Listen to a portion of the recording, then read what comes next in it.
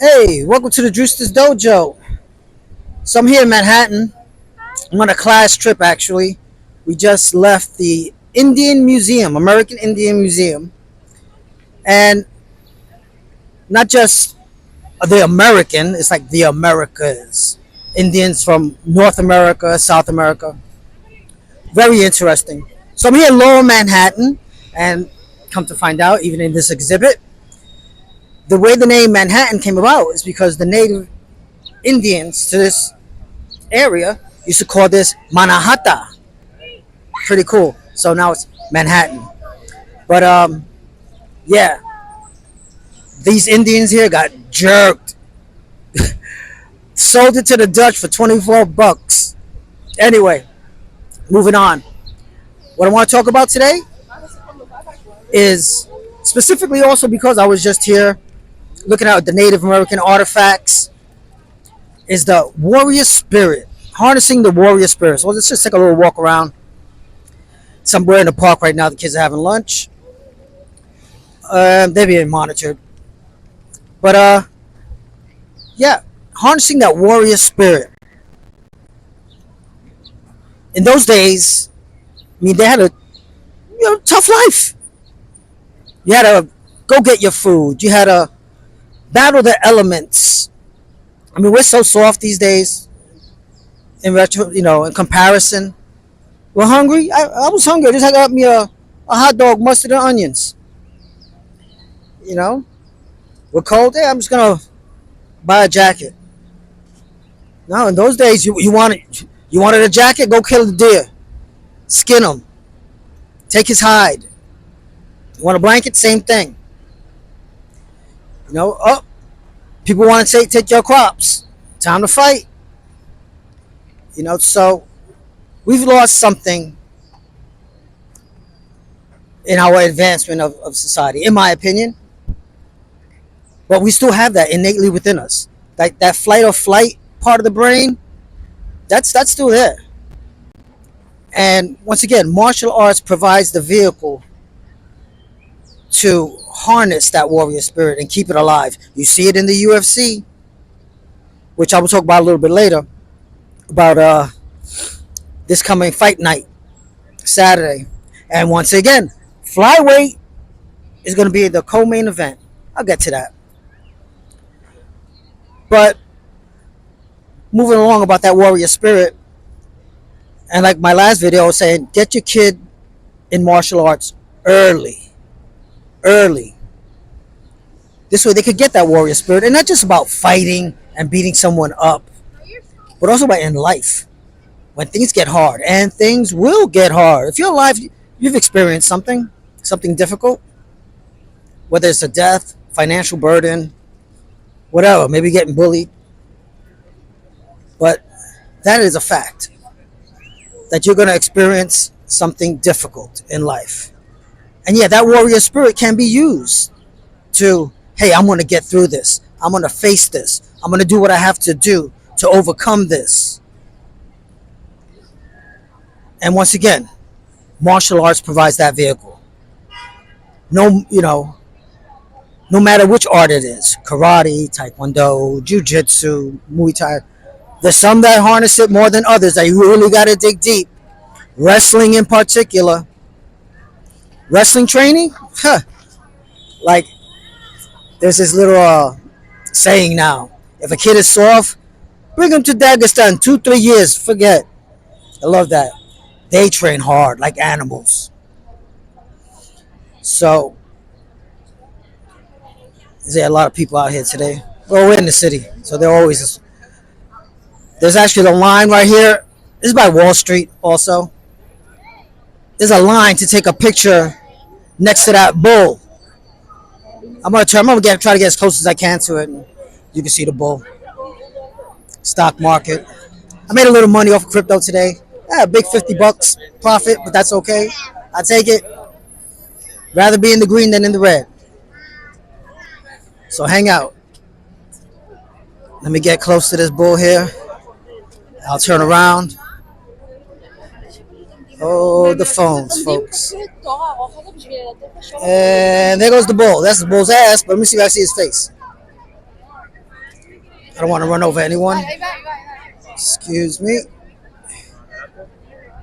All right. Yeah, everyone's jockeying for a position to try to take a picture of it because it's a bull. Hang out a minute. And there's the bull. That's what we like. We like bull markets, folks. We like bull markets here. And of course, hang out. We got the little hot dog stands all over New York City, what we're famous for. So back to the warrior spirit and harnessing that for life. Cause shit can get hard. It could get ugly. And if you're a parent to a young child, you want to ensure that they have the internal fortitude to face whatever it is. And I'm not over exaggerating. How many people commit suicide every year? From young kids to adults. You know, you got veterans coming back from war with PTSD, offing themselves, which doesn't have to be. I understand you experienced something horrible, but you don't have to kill yourself. It's all in the mindset. There's this guy called the Sheriff of Baghdad. Let me hang on. Let me sit down right here and just rock for a minute. So there's this guy called the Sheriff of Baghdad. He was in Delta Force. He has a podcast now. He's been going around. He was on Joe Rogan's show. Hey man, this dude's a badass. Badass. Zero PTSD. And he's been in some shit. Firefights, killing people. And his attitude is just so wonderful. He doesn't brag about the killing people. Just that's what the job entailed. You know? And he handles PTSD. PTSD doesn't exist for him. He trains jiu-jitsu to this day. Retired. You know, being very successful post-military career. But he has that warrior spirit. You know, even when you do jiu-jitsu. You know, yes, it's technical. Yes, there's strategy. Yes, it's like a chess game. But yeah, you got to use a little your warrior spirit. When you're facing someone that wants to, you know, defeat you.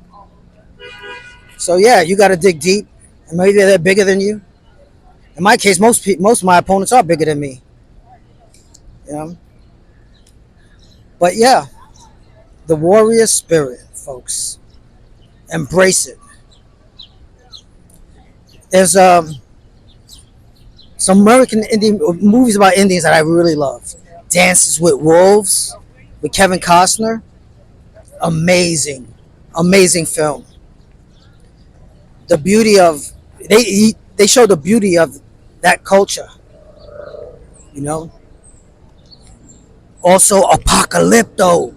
Mel Gibson's Apocalypto about the Aztecs. Oh, awesome.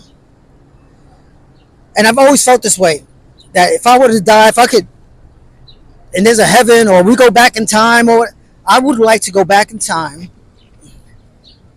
to the Indian days before the Europeans came. Man, that was a beautiful time. I was thinking to myself too, just wondering, was there divorce back then? Did people separate? I don't think so. Because survival was the main focus. You ain't got time to be, you know, thinking, oh, I got a bed over here, I got a bed over there. No, you're working as a unit. Everyone has their jobs to do. Everyone's trying to survive, both with the elements, food, and your enemies. You know? But your enemies had the same technology you had. You know? Making bow and arrows, spears, things of that nature. But then, you know, Spaniards came along, technology came along, and there you have it, an extinction of a people, for the most part. You know, even in Puerto Rico. Puerto Rico is called originally Borinquen, and the inhabitants of that island were Taino Indians. Spaniards came, took care of them real quick, didn't they? Used the resources. Then America took over. Well, it was the Spaniards, the French, and then America. That's just the way it is. The powerful, the powerful run things, you know. But that spirit is still inside of us, I believe. Harness it, embrace it, whatever it is you face. Utilize it in your training too. But smart. It's not all about winning, especially just in the training room. But that spirit, it's a must in life. And maybe you're born with it, maybe you're not. But you can harness it, you can feed it, you can grow it. You can just decide to think a certain way.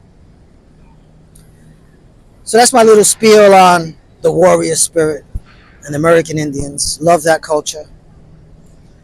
Even the Indians from South America love that culture. So, yeah, utilize that. Embrace it and feed it. All right, moving on to this Saturday night. UFC Fight Night. ESPN.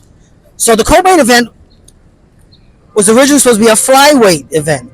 Steve Erceg versus the Jamaican Sensation. Now, Steve Erceg is on a 3-fight losing streak. But he lost to the greats. Pantoja and Brandon Moreno is among them. Oh, and speaking about warrior spirit, Brandon Moreno embraces that spirit. Oh, I love Brandon Moreno, the baby assassin. But anyway, back to Steve Erceg. It's his night. He's the favorite. But also, the Jamaican Sensation wasn't able to make weight.